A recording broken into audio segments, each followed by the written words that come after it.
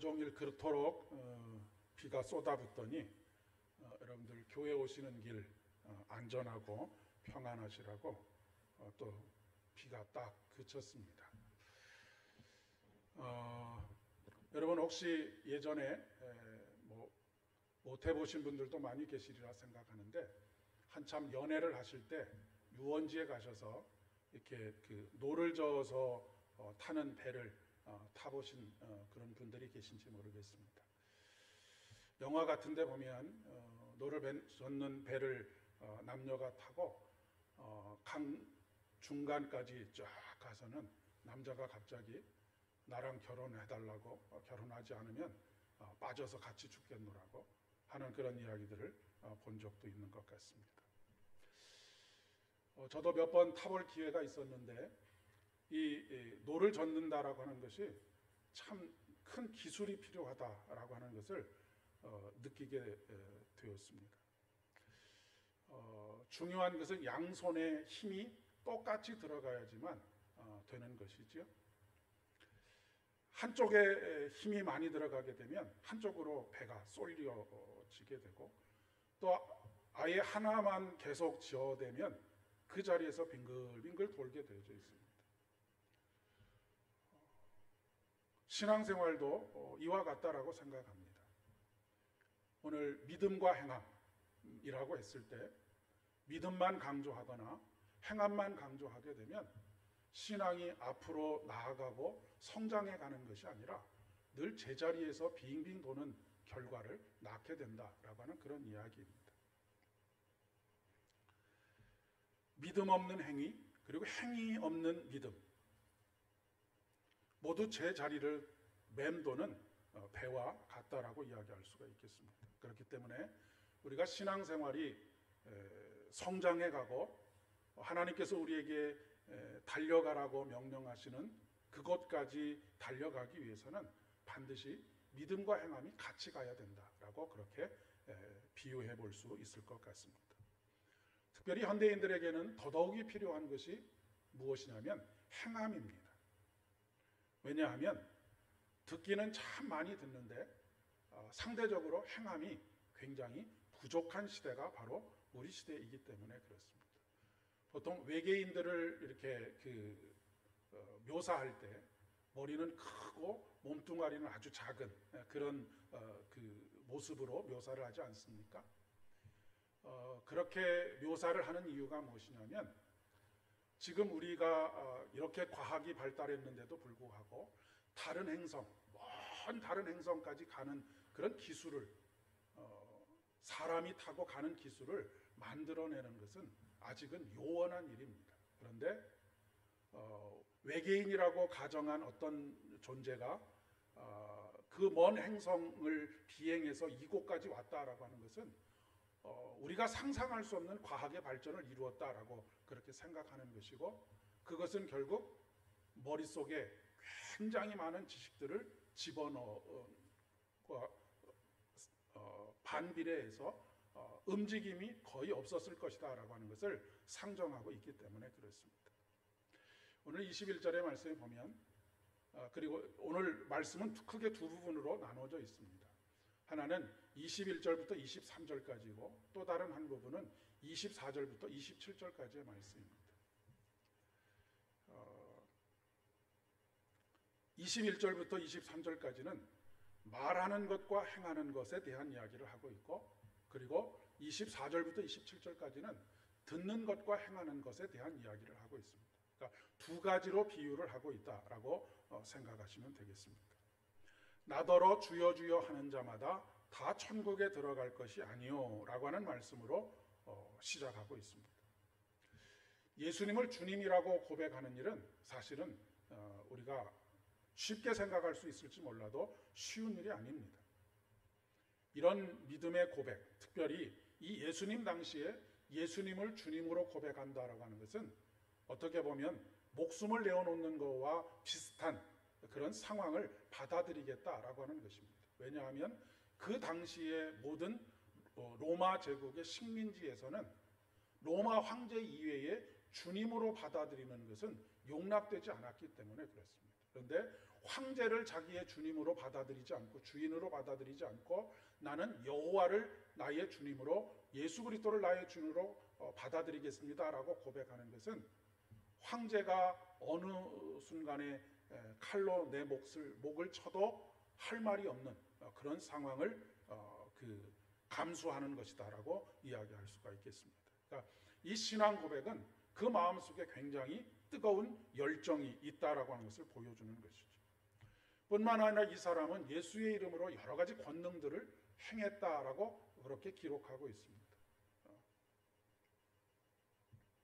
그리고 큰 표적과 기사를 보여주었음을 또한 이야기하고 있죠.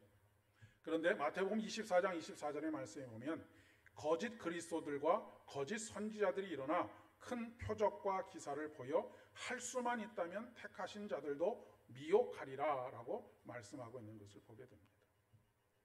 오늘 특별히 예수님께서는 이렇게 큰 권능을 행하고 귀신을 내어 쫓고 병자들을 고치는 이런 사건들을 행한 사람들을 향해서 무엇이라고 말씀하고 있느냐면 선지자 노릇을 하는 사람들이라고 그렇게 이야기를 하고 있습니다. 노릇을 한다라고 하는 것은 행세를 하는 것입니다. 우리가 교회 안에서도 주인 행세를 하는 사람과 주인 의식을 가지고 살아가는 사람은 전혀 다릅니다. 그러니까 주인 의식을 가지고 살아가는 사람은 굉장히 마음에 뜨거운 열정뿐만 아니라 깊은 애정과 그 애정을 통한 자신의 희생과 헌신이 있는 사람이 주인 의식을 가지고 살아가는 사람입니다. 그런데 주인 행세를 하는 사람은 그런 것이 없이 내가 가지고 있는 어떤 권력이나 내가 가지고 있는 어떤 지위를 가지고 그것을 행세하는 것이죠. 그것을 내 마음대로 무엇인가를 하려고 하는 것, 이것이 바로 행세입니다. 그러니까 선지자 노릇한다라고 하는 것은 선지자로서 하나님께서 그 마음속에 뜨거운 백성을 향한 마음을 주시고 그 백성들을 위하여서 희생과 헌신의 삶을 살고자 하는 그런 각오를 가지고 있는 사람이 아니라 선지자 노릇, 선지자 행세를 하는 사람, 그것을 이용해서 무엇인가 일을 탐하거나 아니면 자기를 자랑하거나 드러내려고 하는 그런 모습을 보여주고 있는 것이라고 이야기할 수 있겠습니다. 그 말은 선지자가 아닌 사람이 선지자처럼 행세하는 것을 말하는 것입니다. 그런데 예수님께서는 이것을 뭐라고 말씀하시냐면 불법을 행하는 자들이라고 말씀하십니다. 여기서 말하는 불법을 행하는 자들은 제가 늘 말씀드리다시피 어떤 윤리적이고 도덕적인 그리고 구체적인 범죄를 저지른 사람이라고 하기보다는 하나님께로 나오지 않았다라고 하는 것을 표현하는 것입니다. 하나님께로 나오지 않은 모든 것은 다 불법입니다. 그것을 성경은 죄라고 말하고 성경은 악이라고 표현하고 있기 때문에 그렇습니다. 그러니까 지금 선지자 행세를 하는 것은 하나님께서 그에게 부여해 주신 기름 부어 주심으로 그 뜨거운 마음으로 주의 말씀을 전하는 것이 아니라 자기 안에서 만들어진 어떤 것으로 그런 일들을 감당하고 있다라고 하는 그런 이야기가 되겠습니다. 이것은 마치 이런 우리나라 속담에 제사보다는 제밥에 관심이 있는 그런 모습이라고도 이야기할 수 있겠습니다. 요즘은 가짜가 진짜보다 더 진짜 같은 그런 시대를 우리가 살고 있습니다. 조화를 만들어 놔도 정말로 깜빡 속을 것만큼 오히려 진짜 꽃이 가짜인 것처럼 그렇게 느껴지는 그런 시대를 살고 있습니다. 온갖 가문이설과 선동으로 사람들의 마음을 사고 그리고 그 가운데 무엇을 이용하느냐면 사람들의 불안한 심리를 이용해서 자신들의 그 원하는 바를 얻어가려고 하는 그런 일들이 많이 일어나고 있죠. 특별히 요즘 이단의 문제가 굉장히 많이 우리 사회 속에서 큰 문제가 되고 있지 않습니까? 며칠 전에 일본의 전 수상이었던 아베 수상이 총격에 맞아서 죽게 됐는데 그 총격을 하게 된 그 사람이 본래 타겟으로 삼았던 사람은 아베 전 수상이 아니었다라고 하는 것을 보았습니다. 누구를 타겟으로 삼고 있었냐면 통일교의 한 학자라고 하는 문선명 씨의 아내였던, 지금은 통일교의 교주였던 이 사람을 죽이려고 하는 마음. 그러니까 일본에서도 예전에 옴니교도 그렇고 이 이단 사이비들이 일본 사회를 굉장히 피폐하게 만들고 사람들을 굉장히 시험에 들고 낙심하게 만들고 결국에는 그 삶이 파탄나도록 만드는 그런 일들. 그것은 비단 일본에서만 일어나는 일이 아니고 우리나라에서도 이렇게 저렇게 일어나고 있는 것을 보게 되지요. 특별히 그 사람의 흔들리는 마음, 그 마음을 예전에 파고들었던 것이 구원파라고 하는 것입니다. 우리가 보통 너 구원 받았냐? 라고 물어보면, 한 번 물어보면 나 구원 받았어 라고 대답하기는 쉬운데, 두 번, 세 번, 네 번 계속해서 반복해서 물으면 내가 정말로 구원을 받았는가? 라고 그렇게 의심하는 마음이 생깁니다. 그런데 거기다 대고 너 구원 받았다는데 언제 구원 받았느냐? 라고 묻기 시작하면 보통은 신앙생활을 해오면서 어느 순간 내가 하나님의 자녀가 되어 있는 것을 깨닫는 경우들이 대부분인데, 언제 구원받았냐고 그러면 확실한 날짜를 대지 못하면 너는 구원받지 못했다라고 그렇게 이야기하면 정말로 그러한 것 같은 그런 마음을 가질 수밖에 없게 된다라고 하는 것이죠. 신천지도 마찬가지입니다. 흔들릴 여지를 주지 않는 것이죠. 그리고 사람들의 마음을 선동합니다. 그러니 참 우리가 신앙생활하기에 참 어려운 시대를 살아가고 있습니다. 분별하기가 어렵기 때문에 그렇습니다. 그런데 이단이라고 하는 것의 그 특징이 무엇이냐면, 이단이라고 하는 말 그 자체에 있는 것처럼 끝이 다른 것입니다. 처음은 다 똑같은 것 같은데, 중간도 다 똑같은 것 같은데, 마지막에 가서 끝이 다른 것이죠. 그 끝이 단편적으로는 어떻게 다르냐면 삶의 열매가 다릅니다. 믿음이 있다라고 말하지만 그 삶의 열매가 사람들을 이롭게 하거나 아니면 그 삶을 통해서 사람들에게 어떤 하나님의 사랑을 전하는 것이 아니라 오히려 이 사회에 폐해를 끼치고 가정을 파탄시키고 한 사람의 인생을 파탄시키는 결과를 낳게 된다라고 하는 것이죠. 예수를 말하는 것 같지만 결국 교주를 숭배하도록 만드는 것이 이단입니다.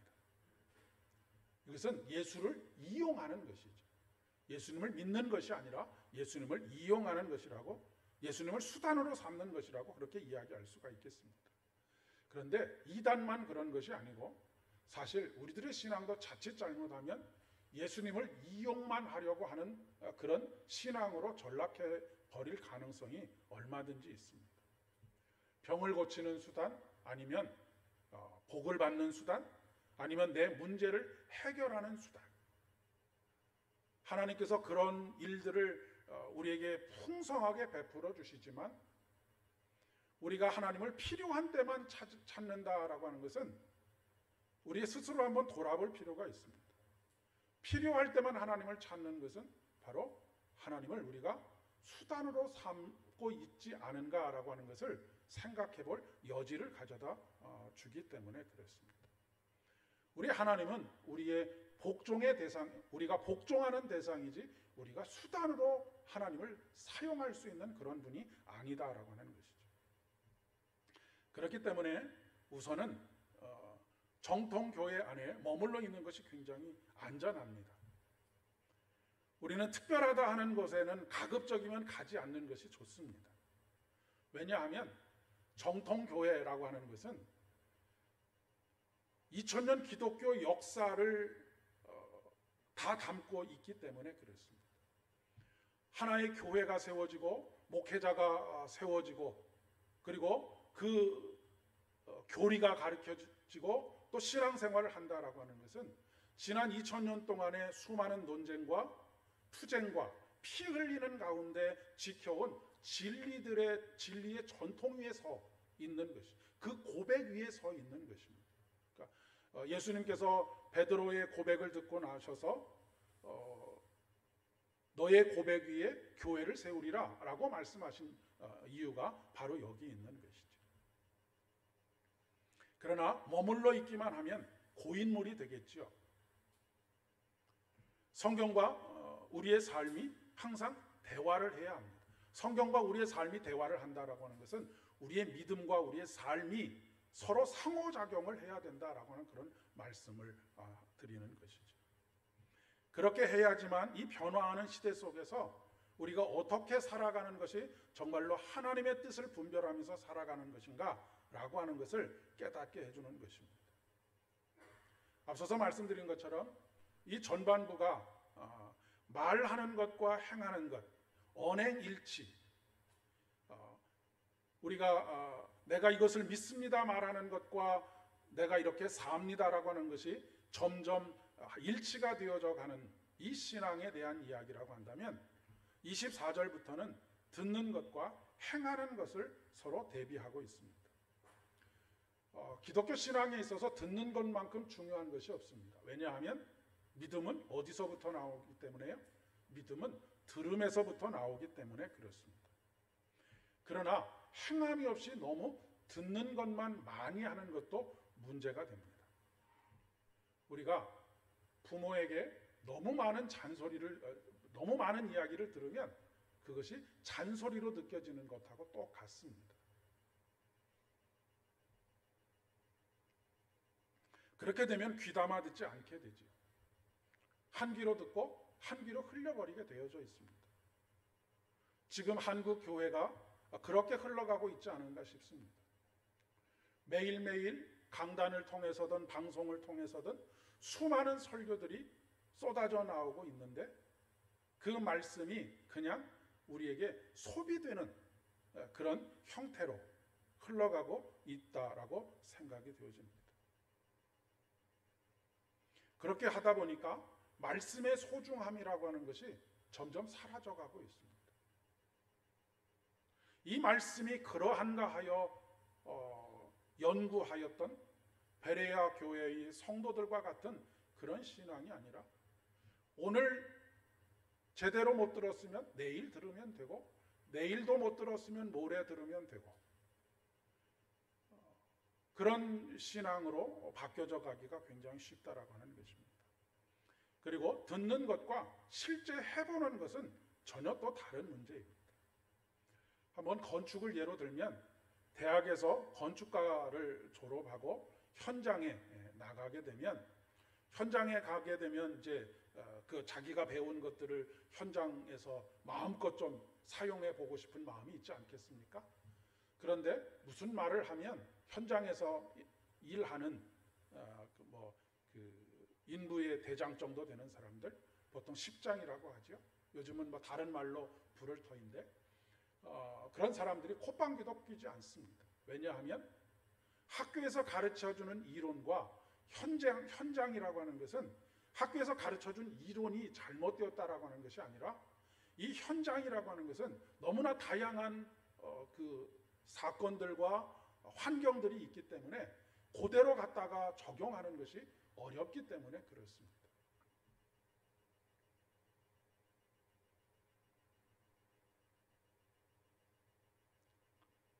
그래서 책에서 배운 대로 되지 않는구나 라고 하는 것, 그것을 어떻게 삶으로 잘 응용하면서 살아가야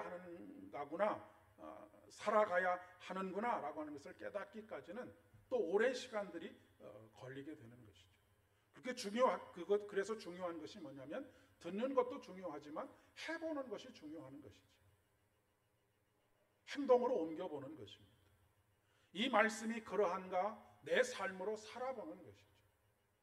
주일날 설교 말씀을 들으면 일주일의 삶 속에서 이 말씀이 정말로 그러한가 하고 살아보는 것이 필요하다라고 하는 그런 이야기입니다. 그렇게 살아본 사람들은 어떤 사람이 고난과 환난 속에서 우왕좌왕하는 모습을 보면 야, 나라면 저렇게 하지 않을 텐데 이렇게 함부로 생각하지 않게 됩니다. 왜냐하면 자신도 살아보면서 수많은 시행착오들을 겪게 되기 때문에 그렇습니다. 그래서 어떤 사람이 우왕좌왕하고 시행착오를 겪으면 그럴 수도 있지. 나도 그런 시절이 있었고 여전히 또 그런 시절을 지금도 보내고 있어. 라고 생각할 수 있게 되는 계기가 되는 것입니다. 그래서 우리가 말씀대로 행해보는 것이 그토록 중요하다라고 이야기할 수가 있겠습니다. 예수님께서는 듣고 행하는 자라야 지혜로운 사람이다 라고 말씀하고 계시지 않습니까? 여기서 행한다라고 하는 것은 아까 말씀드린 것처럼 순종하는 것입니다. 그냥 행동한다라고 하는 것에 초점이 맞춰져 있는 것이 아니다라고 하는 것이죠. 순종하는 것이 아니면 무엇을 행하는 것이라고요? 불법을 행하는 것입니다. 하나님께서 말씀하셨는데 나는 내 생각대로 행동하면 그것은 불법을 행하는 것입니다. 하나님께서 말씀하셨으면 그것을 내 마음속에 받아들이고 순종하여서 살아가는 것, 그것이 진정으로 지혜 있는 사람이고 그렇게 사는 사람의 삶이 어떤 비바람에도 풍랑에도 무너지지 않는 삶을 살 수 있게 된다라고 하는 것을 말씀하고 계시는 것입니다. 그러니까 앞서서 말씀드렸던 것처럼 선지자 노릇했던 사람들은 무엇입니까? 하나님께서 하시는 말씀에 순종하지 않고 자기가 자기 나름대로 실력을 키워서 귀신도 내어 쫓고 또 병자들도 고치는 그런 일들을 했었다라고 하는 것이죠. 성경에는 하나님을 믿는 사람들만이 이런 기적들을 행한다라고 그렇게 이야기하지 않습니다. 출애굽 사건을 통해서 보더라도 네 번째 재앙까지는 애굽의 술사들도 얼마든지 그 일들을 하고 있지 않습니다. 그 일들을 하면 이것은 하나님께서 하신 일이구나, 그렇지 않다라고 하는 것이죠. 건물의 설계자가 아무리 설계를 잘 해놔도 시공하는 사람이 제멋대로 하게 되면 건물이 엉망이 되고 맙니다. 특히 눈에 보이지 않는 기초는 더욱 그렇습니다. 눈에 보이지 않는다고 해서 대충 그냥 덮어버리기 때문에 그렇죠. 그런데 요즘은 엑스레이로 콘크리트 안을 들여다봅니다. 그래서 감리자가 나와서 엑스레이로 속을 들여다보고 이거 무너뜨려버리고 다시 쌓아라 라고 그렇게 요구를 하는 것이죠. 하나님 앞에서의 우리의 삶도 마찬가지입니다. 우리가 우리 생각대로 열심히 무엇인가를 쌓아 올려놓고 잘 포장해 놓아도 하나님께서는 그것을 꿰뚫어 보고 계시기 때문에 이것은 아니다 라고 말씀하시고 처음부터 다시 내 신앙을 한 단계 한 단계 쌓아 올라가도록 하시는 것이죠. 하나님 앞에서 우리의 마음의 동기를 숨길 수가 없는 것입니다. 그렇게 할 수 있다라고 생각했던 사람들을 향해서, 바리새인들을 향해서 예수님께서 뭐라고 말씀하셨냐면 회칠한 무덤이라고 말씀하시지 않았습니까? 회칠한 무덤이라고 하는 것은 무엇입니까? 안에서는 시체 썩는 냄새가 진동을 하고 있는데 겉에는 회로 잘 발라놔서 아무런 일도 없는 것처럼 그렇게 보여지도록 하는 것, 그것을 말하는 것이죠. 1923년도에 일본에서 관동 대지진이 일어났었습니다. 도쿄와 요코하마를 중심으로 해서 대지진이 일어나서 이때 사망한 사람만 한 10만 명 정도가 됩니다. 그 당시에 동경에 있는 거의 건물의 3분의 2 정도가 다 무너져 내렸다고 합니다. 그런데 유독 한 호텔만 전혀 손상을 입지 않고 유리창만 5장이 깨졌다고 합니다. 이 호텔은 미국의 유명한 건축가인 프랭크 로이드 라이트라고 하는 분에 의해서 세워졌는데 당시의 건축을 무려 4년에 걸쳐서 건축을 했는데 그 중에 2년 동안 기초를 놓는데 그 시간을 보냈다라고 하는 기록이 있습니다. 사람들은 2년 동안 기초만 놓고 있는 이 사람을 향해서 왜 쓸데없는 시간을 소비하고 쓸데없는 돈을 거기다 그렇게 투자하느냐라고 이야기를 했다고 합니다. 하지만 거기에 굴하지 않고 4년 동안 정성을 다해서 건물을 짓게 되었고, 그것이 마침내 이 관동 대지진 때 진가를 발휘하게 된 것이죠. 들은 것을 행한다라고 하는 것은 계속 부딪혀보는 것입니다. 계속 부딪혀봐야 어디가 약한지를 알 수가 있기 때문에 그렇습니다. 지난 달이었던가요? 우리나라가 브라질하고, 우리나라 축구대표팀이 브라질하고 경기를 했는데 아주 큰 점수 차이로 졌습니다.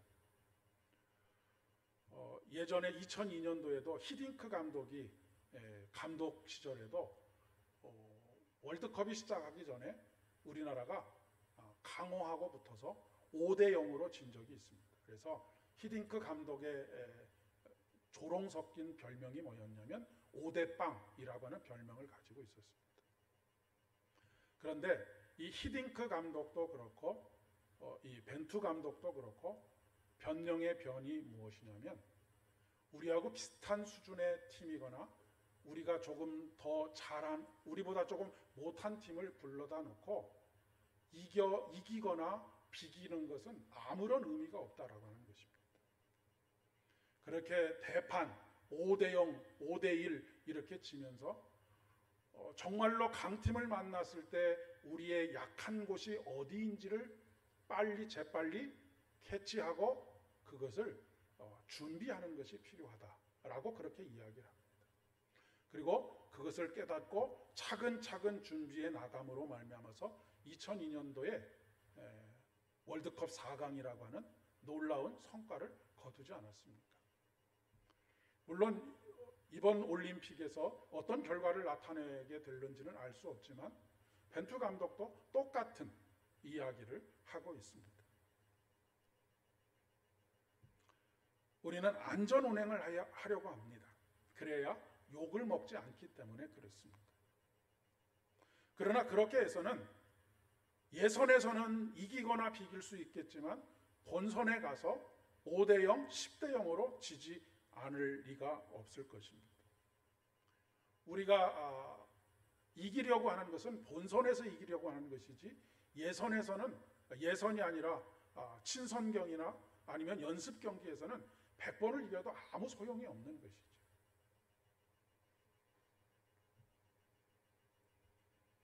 우리가 교회 안에서 신앙이 좋은 것도 참 중요한 일이지만 이 교회 안에서 잘 훈련된 이 신앙을 계속해서 삶의 현실하고 부딪혀 보아야 합니다.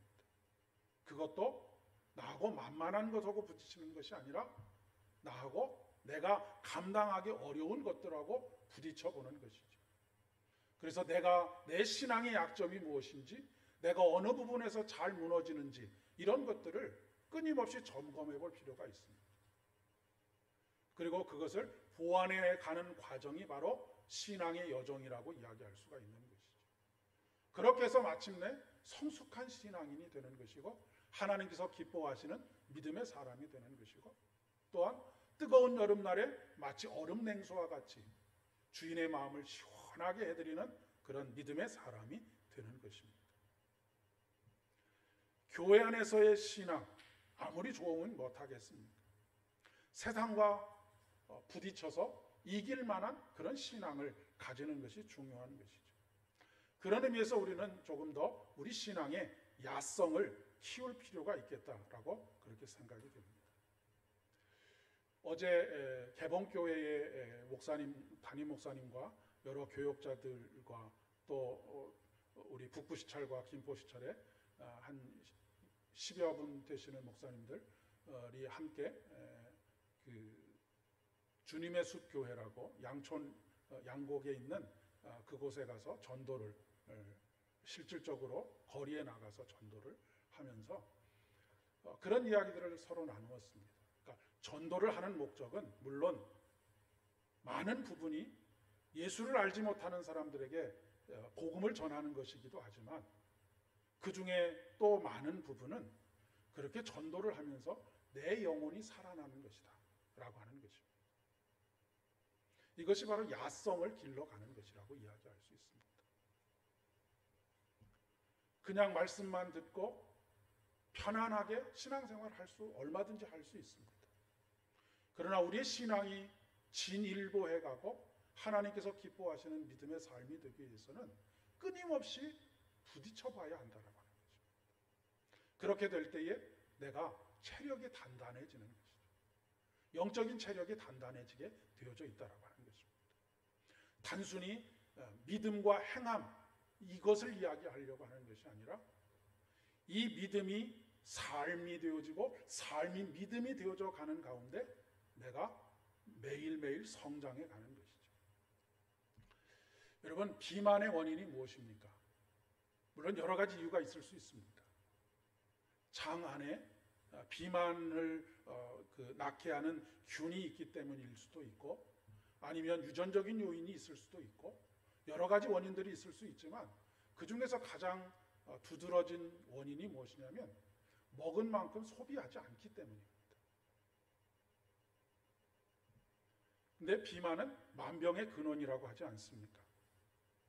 건강하기 위해서는 가장 먼저 살부터 빼라라고 그렇게 이야기하곤 합니다. 그러려면 많이 움직여야 하지요.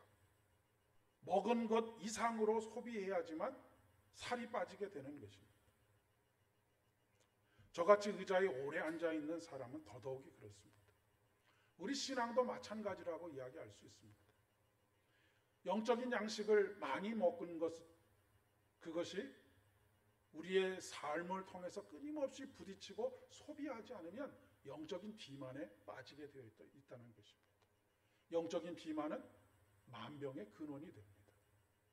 우리가 영적으로 병들게 되는 가장 큰 원인이 생명의 양식, 영의 양식을 먹기만 많이 먹고 소비하지 않아서 영적인 비만에 빠져 있기 때문이라고 이야기할 수가 있겠습니다. 많이 듣지 않기 때문이 아니라고 하는 것이죠. 그런데 영적인 비만이든 아니면 육체의 비만이든 살이 찌면은요, 움직이는 것이 자꾸 귀찮아집니다. 2번 움직일 것 한 번 움직이려고 하죠. 영적인 비만도 마찬가지라고 이야기할 수 있습니다. 예전에는 엉덩이가 가볍게 금방금방 일어나던 것들을 이제는 일어나기 싫고 움직이기 싫고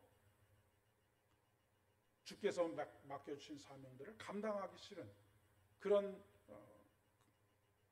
모습으로 점점 바뀌어져 가게 되는 것이죠. 말하는 것과 행하는 것이 같아지는 것, 듣는 것과 행하는 것이 서로 시너지 효과를 내는 것. 이렇게 됨으로 말미암아서 우리가 영적으로 더욱더 건강하여지고 하나님께서 기뻐하시는 믿음의 사람들, 저와 여러분 되실 수 있기를 진심으로 축복합니다. 기도하겠습니다. 하나님 아버지, 우리는 영적인 비만에 빠져 있음을 늘 체감하면서 살아갑니다. 점점 움직이는 것이 힘들어지고 움직이는 것이 귀찮아지는 그런 상태에 놓여 있는 우리 자신을 발견하기 때문입니다. 하나님, 이 영적인 비만이 우리의 마음의 병이 되고 영적인 병이 되어서 우리가 참으로 죽음에 이르는 병으로 발전할 가능성이 늘 있는 것을 주님 앞에 고백하오니 다시 우리로 하여금 우리 가운데 생기를 불어 넣어주셔서 하나님의 말씀이 살았고 운동력이 있는 말씀으로 우리 안에 역사하게 하여 주시고 주인 행세가 아니라 주인 의식을 가지고 선지자 노릇이 아니라 선지자의 마음을 가지고 이 신앙의 길을 경주할 수 있도록 은총을 더하여 주시기를 간절히 소망합니다. 아버지 하나님, 우리 삼보교회가 다시 일어나기를 소망합니다. 그러하기 위해서는 우리 한 사람 한 사람이 다시 일어나 움직이고 그로 말미암아서 더 많은 생명의 양식들을 우리 안에 채워가고 그것을 소비하는 가운데 더욱더 영적인 진보들을 이루어갈 수 있도록 은혜를 더하여 주시옵소서. 이제는 우리 주님 예수 그리스도의 은혜와 아버지 하나님의 극진하신 사랑하심과 성령 하나님의 위로 교통하심이 오늘 듣기만 하는 말씀이 아니라 말로만 하는 말씀이 아니라 우리의 삶으로 끊임없이 부딪히며 문제를 극복해가는 가운데 영적인 건강을 회복하고 하나님께 기쁨을 드리는 그리고 아름다운 열매를 맺어가기를 원하는 사랑하는 모든 성도님들의 머리 위에와 가정과 일터와 사업장들 위에 사랑하는 자녀들과 우리 삼보 교회 위에 이제로부터 영원까지 함께 하옵시기를 간절히 축원하옵나이다.